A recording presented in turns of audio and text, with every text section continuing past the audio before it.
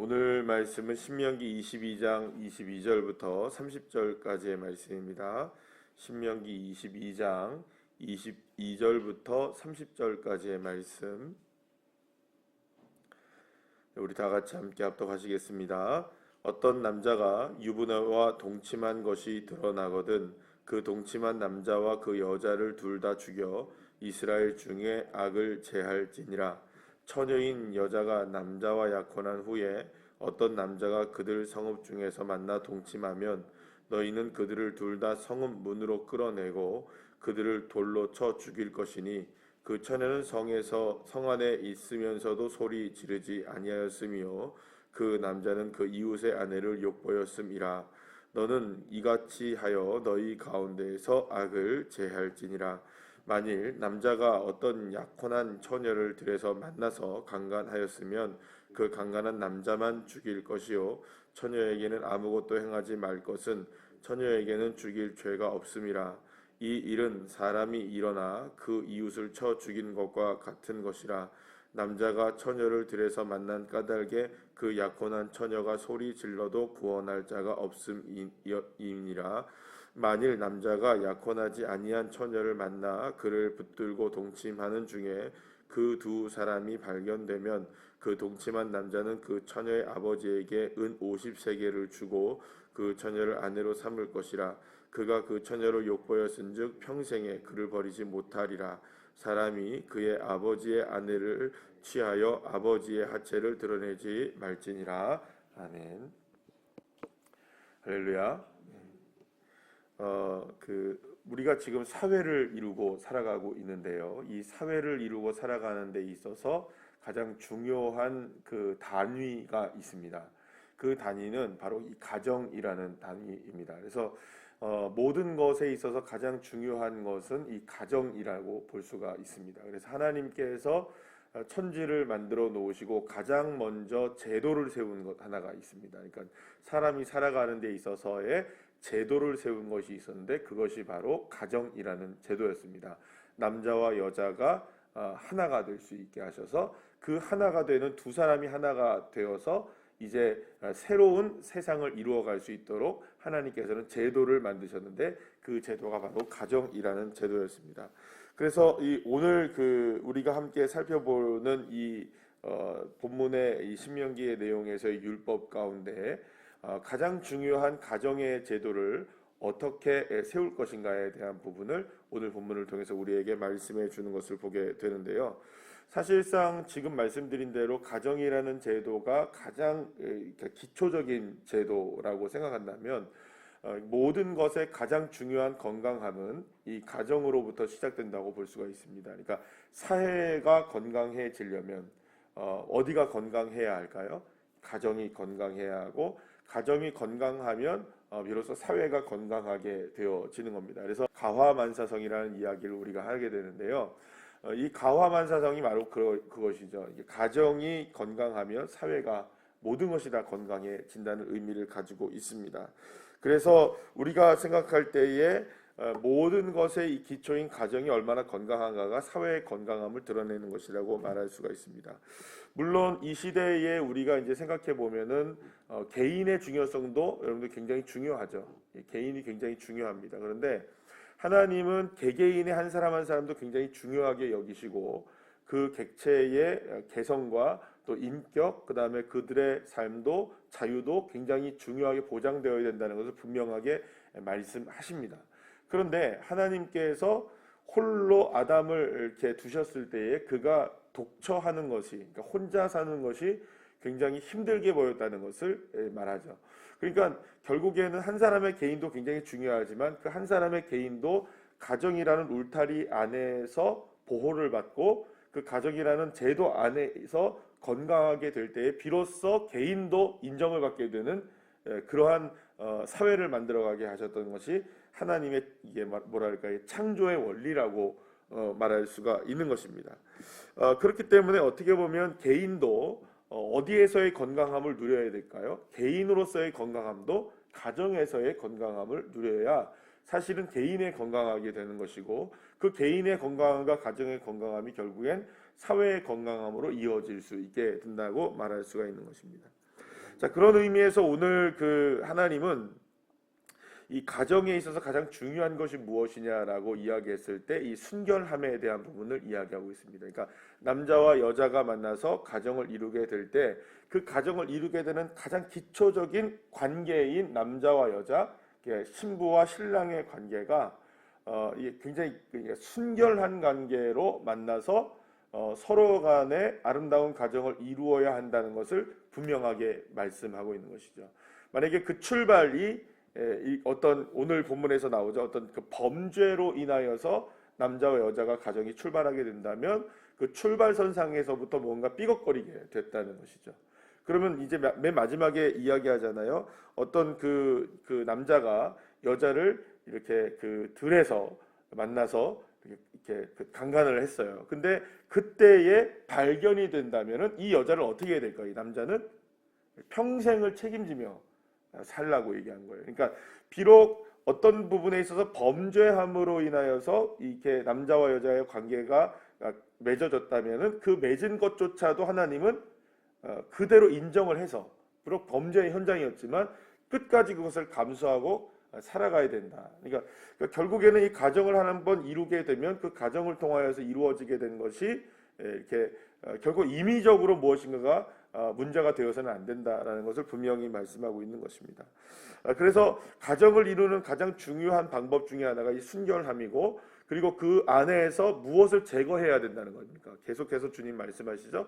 악을 제거하는 것이 굉장히 중요하다는 것을 이야기하고 있는 것을 보게 됩니다. 그렇게 본다면 결국에는 가정을 깨트리는 이 그 가장 빠른 길, 그러니까 빠른 길이라고 얘기하면 무슨 방법을 얘기해 드리는 것 같은데, 가정이 무너지게 되는 가장 심각한 문제가 뭐냐, 이 순결함에 대한 문제라는 것을 성경은 분명하게 우리에게 말씀해 주고 있는 것이죠. 그래서 특히 이제 가정을 깨트리는 여러 가지가 있습니다. 우리가 지금 사실 제도적으로 본다면은 여러분들 우리 그 뭐랄까요, 이런 그 불륜과 강간 등의 어떤 성적인 타락에 대한 부분들이 굉장히 가정을 무너뜨리는 큰 것이다라는 것을 이야기하고 있죠. 그래서 매우 엄격하게 율법의 잣대를 세우셔서 이를 통해서 아주 가정이 그 죄악으로부터 보호받을 수 있는 가정이 되어야 된다. 이건 남자의 책임, 그다음에 여자의 책임, 그러니까 아내와 남편의 책임이 굉장히 중요하다. 건강한 가정을 이루기 위해서 가정에서 굉장히 중요하게 노력을 해야 된다는 것을 이야기하고 있습니다. 자, 그런데 오늘날 우리가 지금 살아가고 있는 2020년에 우리가 살아가고 있는 이 시대를 우리가 생각해 본다면 가정을 무너뜨리는 수많은 제도들이 우리에게 지금 생겨나고 있다는 것을 알 수 있죠. 그러니까 하나님께서 이렇게 세웠던 이런 제도들이 있는데, 건강하게 가정을 이루어갈 수 있는 제도들을 만들어 놓으셨는데, 이런 것들이 수없이 지금 무너지는 제도들을 또 만들어냅니다. 그러니까 가정을 세우는 게 쉬울까요? 가정을 무너뜨리는 제도를 만드는 게 쉬울까요, 여러분? 가정을 무너뜨리는 제도를 만드는 게 더 쉬워진 세상이에요. 지금 여러분 우리 시대에 그 결혼율이 굉장히 떨어지고 있다는 거 아시죠? 특히 이제 코로나 시대도 그렇지만 이 시대 뭐 여러 가지 정책의 문제도 있을 것이고, 결혼을 안 하고 젊은 사람들이 요즘에 여러분 결혼을 안 하려고 하시는 거 알죠? 그러니까 못 하는 걸 수도 있고요, 안 하는 걸 수도 있고요. 그러니까 아무리 노력을 해도 여러분 서울 그 뭐 우리나라 그 인구의 4분의 1이 뭐 수도권에 뭐 거의 뭐 4분 절반 정도 이상이 뭐 절반 정도 가까이가 수도권에 지금 살고 있지 않습니까? 그런데 수도권에서 여러분들 집 구하기가 하늘의 별따기예요. 제가 어제 뉴스를 잠깐 봤더니 서울에서 가장 비싼 월세 얼마인 줄 아십니까? 월세 아파트. 여러분 월세인데요. 아파트에 가장 비싼 월세 아파트가 600만 원이 넘습니다. 그리고 보통 이제 서울의 강남권이나 강남권이 아니더라도 이런 그쪽에 이렇게 보게 되면 송파구나 이런 쪽으로 보게 되면 보통 이제 그 월세가 어느 정도까지 올라가게 되면 300만 원 정도로 올라갔습니다. 월세가 300입니다. 그 집 아파트가. 그러니까 웬만한 사람들은 살까요, 못 살까요? 월세가 300만 원이면 1년이면 여러분들 얼마를 벌어야 300만 원을 월세를 낼 수 있다는 겁니까? 그러니까 그 집을 하나 못 구하는 거예요. 그러니까 집도 못 구하지, 직장도 없지. 그러니까 여러분들 사실상 결혼하기가 쉬울까요, 어려울까요? 어렵죠. 육아도 안 되죠. 아이를 낳아도 기르기가 쉽지가 않죠. 그러니까 아예 결혼도 포기하고 뭐 여러분들 뭐 3포 세대, 7포 세대, 11포 세대 뭐 이런 거 들어보셨잖아요. 그죠? 그러니까 다 포기하는 거예요. 젊은 세대들이. 결혼 자체를 안 하는 세대일 수도 있는데 결혼 자체를 안 하는 것도 뭐 여러 가지 사회적인 문제이기도 하지만 그거를 제도적으로 만드는 것들이 있습니다. 그러니까 뭐냐면 여러분들 얼마 전에 폐지가 됐죠. 우리나라에는 이제 간통이 죄입니까 아닙니까? 더 이상 죄가 아니에요. 간통죄라는 게 폐지가 됐어요. 그러니까 서로 불륜을 저질러도 더 이상 이게 죄가 아니라는 거예요. 그러니까 유부녀와 유부남이 또 유부남과 유부녀가 서로가 어떤 방식으로든지 가정을 벌이고 이렇게 불륜을 저질렀다 하면 이제 내로남불인 된 거죠. 이제 그러니까 불륜은 없어요. 이 세상에 법적으로 불륜은 없는 겁니다. 그러니까 얼마든지 간통죄가 이제 예전에는 있었는데 그게 이제 폐지가 되니까 불륜 자체가 없는 거죠. 그냥 단어만 남아 있는 거가 되고 법적으로는 이거를 뭘 할 수 있는 방법이 없는 거예요. 왜냐하면 개인의 사생활에 있어서 내가 내 아내 말고 다른 여자를 사랑한다는데 누가 뭐라 그래? 이렇게 된 거죠. 그렇게 된 거예요. 간통죄가 폐지가 됐죠. 그 다음에 지금 이제 문제가 되고 있는 법 하나가 있어요. 낙태죄. 폐지됐죠. 여러분들 아시죠? 낙태를 해도 이제는 더 이상 죄가 아닙니다.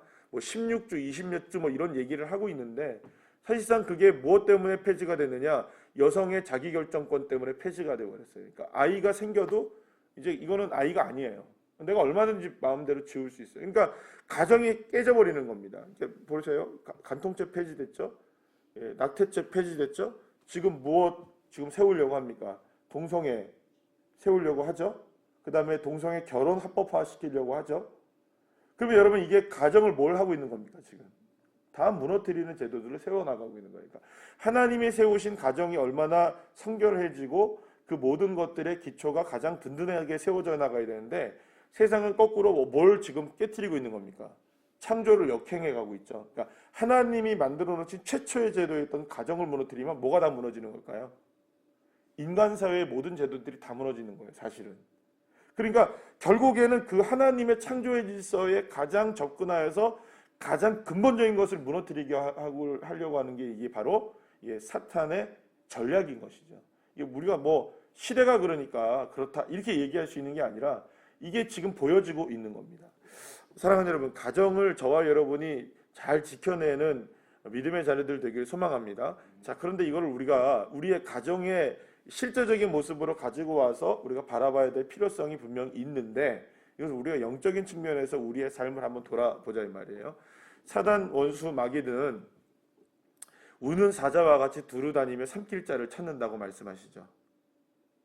그러니까 무슨 말이냐? 결국에는 우리의 삶에 어떻게 해서든지 하나님을 바라보는 하나님의 말씀을 세워 나가려고 하는 모든 시도들을 어떻게 할까요? 역행하여 깨트려 버리려고 하는 수많은 시도들을 우리에게 감행하고 있다는 겁니다. 그러니까 교묘하게 다가오는 겁니다. 이러니까 저렇지, 그러니까 그렇지. 여러분들 우리가 그런 얘기 많이 하잖아요. 핑계 없는 무덤이 있습니까 없습니까? 모든 무덤에는 다 핑계가 있대잖아요. 내가 하는 일에는 모든 것이 다 핑계가 다 있다고 얘기를 해요. 여러분 거기에 넘어가시면 안 됩니다.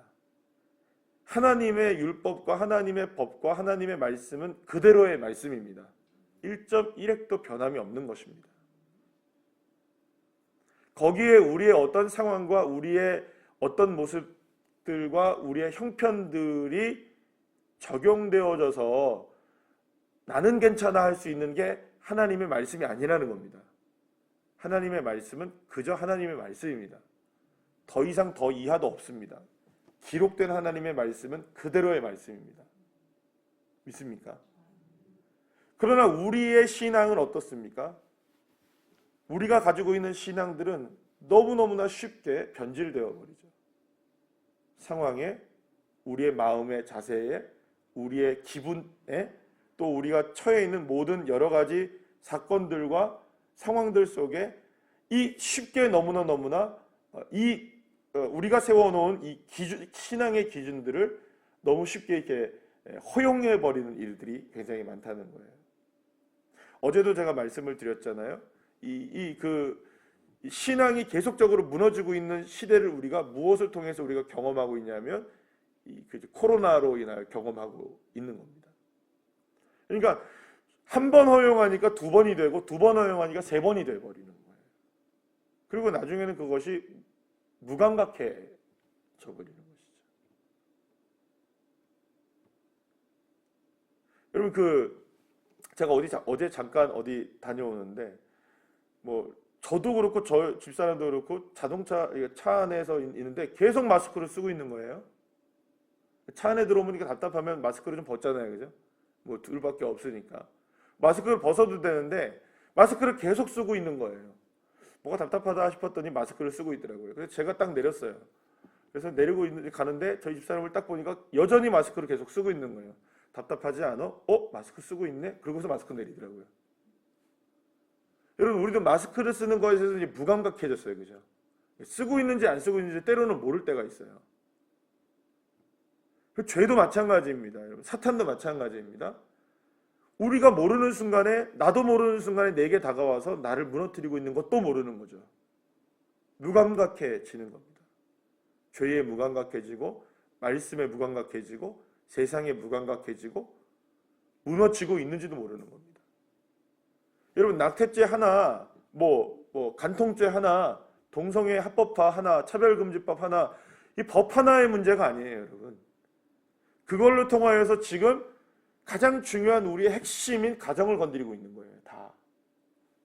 여러분, 여러분들에게 드러나고 있는 여러 가지의 모습들 속에 나의 신앙을 무너뜨리려고 하는 수많은 시도들을 마귀는 끊임없이 하고 있습니다. 그걸 아셔야 되는 거죠. 결국에는 누구를 부인하게 만드는 겁니다. 아버지 하나님을 부인하게 만들고 십자가 예수를 부인하게 만들고 십자가 예수를 듣기 싫어하는 거예요. 여러분, 만약에 여러분들 보세요. 요즘에는 이제 온라인 시대가 되어서 이제 제가 이제 아침에 이제 유튜브에 이렇게 설교를 올리고 이렇게 작업을 유튜브 방송을 이렇게 하다 보면 유튜브에 올라와 있는 수많은 설교들이 올라와요. 그게 쫙 보여져요. 그러니까 한번 딱 올리면 관련된 검색어가 올라가기 때문에 그것과 비슷한 얘기들이 쫙 올라와요. 그러면 저 말고도 수많은 목사님들이 그 화면에 다 보여요. 제가 이렇게 올리게 되면. 그러면 여러분, 거기에서 나는 고르고 있겠죠. 말씀을 고르겠죠. 그러면 여러분, 어떤 말씀을 듣기를 원하세요? 첫 번째, 너의 죄를 네가 알렸다. 제목이 이거예요. 두 번째, 복 받는 비결. 뭐 고르시겠습니까? 아니, 솔직하게 얘기해 보세요. 1번입니까? 2번입니까? 2번이죠. 선택해요. 사람들은요. 자기가 원하는 말씀을 골라 먹어요. 그러니까 듣기 싫은 말은 안 듣는 거예요. 듣기 싫은 말 뭐하러 들어요? 듣기 좋은 말 천지에 빼깔이 널려져 있는데. 안 그렇습니까, 여러분? 시대가 그렇게 됐어요. 그러니까 우리를 지금 우리의 죄가 무엇인지를 밝혀내는 데 있어서의 그런 말씀들이 사람들이 그걸 말씀을 더 이상 안 듣는 시대가 돼버리는 거죠. 죄를 지적하면 싫은 거예요, 그냥. 안 나가면 끝이에요. 왜냐하면 얼마든지 온라인 교회 많으니까. 사랑하는 여러분, 저와 여러분을 무너뜨리려고 하는 어떠한 악한 세력의 시도도 한 번이 허용되어지면 두 번이 허용되어집니다. 그래서 저와 여러분의 신앙을 견고하게 세우는 믿음의 사람들이 되어야 됩니다. 어떠한 상황이 있어도 가정을 지켜내야 하듯 우리의 신앙도 동일하게 믿음으로 지켜내셔야 됩니다.